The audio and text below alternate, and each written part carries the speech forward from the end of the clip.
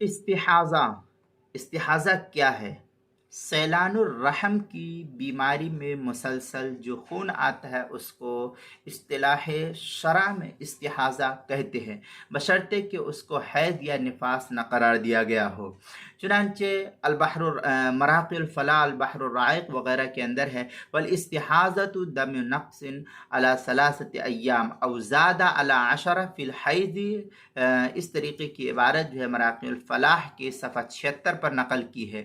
پھر البحر الرائق وغیرہ کے اندر ہے الاستحاضۃ سیلان الدم فی غیر اوقاتہ المعتادۃ، یہ البحر الرائق پہلی جلد صفحہ 190 پر نقل کیا ہے۔ القاموس سے نقل کیا ہے حاشیہ فتاوی شامی جو بیروت کا چھپا ہوا نسخہ ہے، اس کی پہلی جلد صفحہ 411 اور کتاب المسائل کی پہلی جلد صفحہ 231 پر اس کو نقل کیا ہے، وہاں دیکھ سکتے ہیں۔